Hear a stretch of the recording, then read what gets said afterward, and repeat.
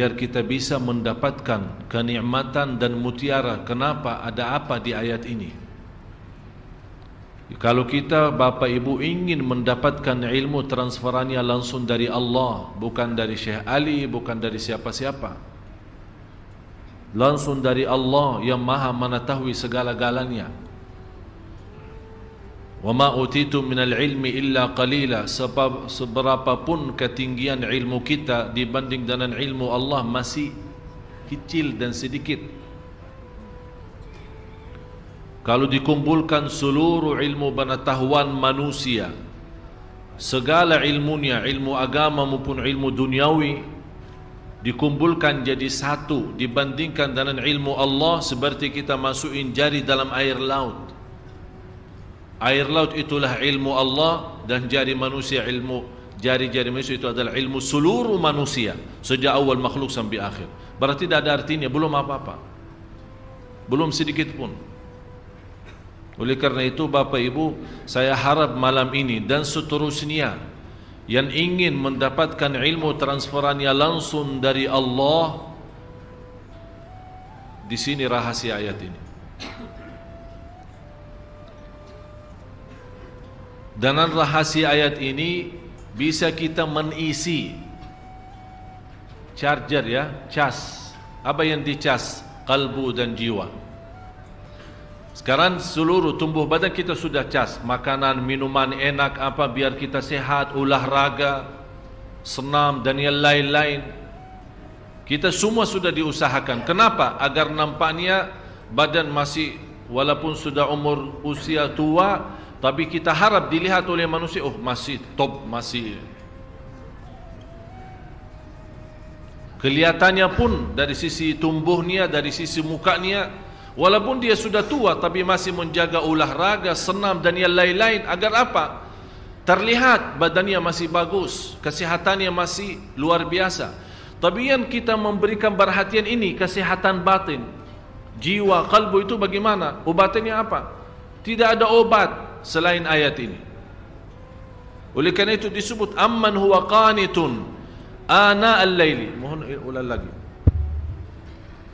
Apakah kamu, hai orang musyrik, yang lebih beruntung, ataukah orang yang beribadah di waktu-waktu malam dengan sujud dan beribadah di waktu malam? Karena di sini istilah beribadah sebenarnya terjemah saya sudah selalu saya sampaikan, belum ada bahasa yang bisa teliti isi Al-Quran selain bahasa Arab.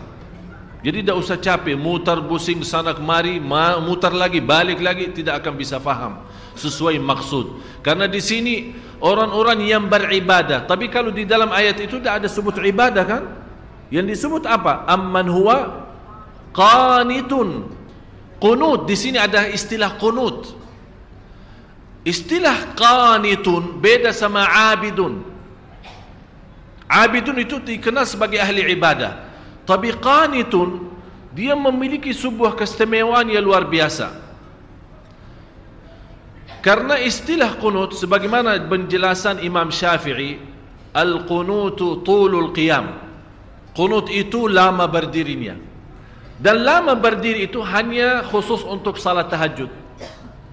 Kalau Bapak Ibu yang sudah berangkat umrah bulan puasa, dilihat bagaimana bacanya imam. Mohon maaf, termasuk sekarang sudah termasuk cepat. Karena sudah dilihat kondisi umat sudah mulai malas, akhirnya dikurangi. Padahal waktu saya masih di sekolah SMP, masih SD SMP, dibawa sama orang tua ke Masjid Nabawi, dalam satu malam imamnya khatam 3 juz. 10 malam akhir khatam Al-Quran 2 kali. Artinya sekarang cuma 1 kali khatam bulan Ramadan kan, di malam 29. Waktu kita masih sekolah, tarawih punya khataman sendiri, setiap malam 1 juz. 10 malam punya khataman sendiri, setiap malam 3 juz. Mulai dari hampir kita mulai salat malam jam 1, hampir mendekati subuh. Dan kita merasa kenikmatan yang luar biasa. Itu yang hakikatnya tahajud.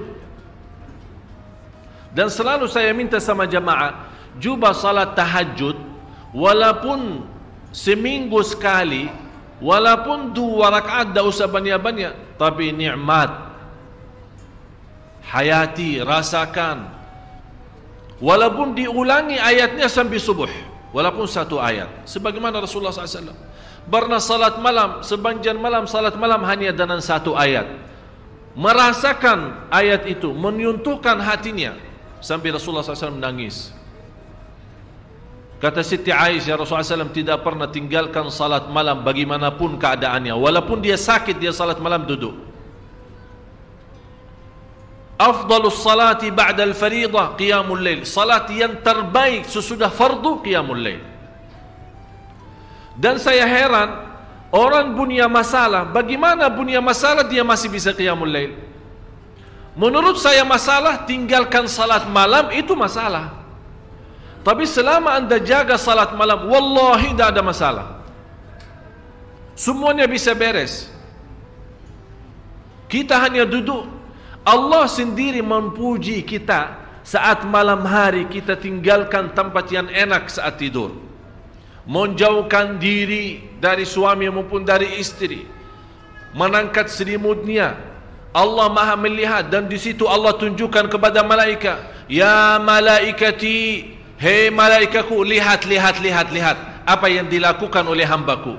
Tinggalkan lazatnya tidur, tinggalkan enaknya istirahat untuk hanya mencari ridhaku. Saksikan wahai malaikatku, apapun yang namanya susah tidak ada di dalam hidup orang itu. Allah yang janji Bapak Ibu. Jadi menurut saya, pintu langsung kita bisa menyelesaikan masalah, tidak bagi siapapun, tidak di antara siapapun, hanya lewat langsung kepada Allah, itu qiyamul lail. Asahhun nasi abdanan, yang paling sehat tumbuhnya yang jaga salat malam. Yang paling sinar mukanya yang jaga salat malam. Yang paling suci batinnya yang jaga salat malam. Yang paling berkah ucapannya yang jaga salat malam. Yang paling mulia perbuatannya yang jaga salat malam. Semua terjamin berkah kata, baik perbuatannya, suci batinnya. Malah dari sisi salat malam, karena terisi ketakutan kepada Allah, dan ketakutan yang terisi kalbu, terbakar namanya syahwat. Dan isi ketakutan dalam hati kita saat salat malam, karena yang membuat kita salat malam, mungkin ada di sini ayat, amman huwa qanitun ana al-laili sajidan, bersujud dan Ustaz berdiri, bersujud dan berdiri. Kenapa disebut di sini sujud dan berdiri? Tahu kenapa Bapak Ibu? Saat bersujud kita tunjukkan rendah hati. Saat bersujud, walaupun namanya muka, kalau kita tunduk kepada selain Allah terasa terhina. Tapi kalau kita bersujud untuk Allah terasa bangga. Saat berdiri terasa lembut hati. Bagaimana terasa lembut hati? Karena saat berdiri diajurkan, saat kita berdiri kan mata kita kan tambah sujud. Sampai tidak berani mengangkat mata, melihat ke atas, seolah-olah kita merasa sudah Allah di hadapan kita, malah kita malu karena masih muka kita, mata kita, mulut kita masih tercampur banyak dosa dan maksiat. Kita malu menangkat. Ini yang membuat kehadiran kalbu dan fikiran saat itu merubahkan qiyam itu istimewa, sampai Allah menikmati saat kita berdiri. Oleh karena itu disebut di ayat ini, amman huwa qanitun ana al-laili sajidan wa qa'ima. Bapak Ibu, kenapa di sini didahulukan kata sajidan, bersujud dan berdiri? Padahal kita tahu sama-sama berdiri kan sebelum sujud kan? Tapi kenapa di sini didahulukan sujud? Aqrabu ma yakunu al-'abdu ila Allah wa huwa sajid, paling dekat posisi hamba kepada Allah saat sujud. Paling dekat posisi kita di hadapan Allah saat Allah mendahulukan sujud daripada berdiri, padahal kita tahu berdiri duluan. Allah menanamkan rasa rindu kepada sujud. Oleh kerana itu tertanam kita berdiri lama, nikmati bacaan. Seperti dari bacaan Al-Fatihah dan ayat-ayat yang lain, kita terasa lagi memuji Allah, membaca kalamullah, menagungkan dan membesarkan Allah lewat bacaan Al-Quran. Dan terasa, ya Allah, saya sudah lama dan banjan berdiri untuk memujimu. Ya Allah, saya rindu bersujud agar menjadi mendekatimu. Masya Allah. Jadi posisi berdiri dan sujud itu ada ikatan yang luar biasa. Oleh karena itu di rahasia ayat ini dibawakan kata sujudan, sajidan, wa qa'ima. Yang lebih indah lagi Bapak Ibu, dibawa kata sajidan, bukan sujudan. Kenapa sajidan? Itu merubahkan orang ini sangat membutuhkan kedekatan kepada Allah.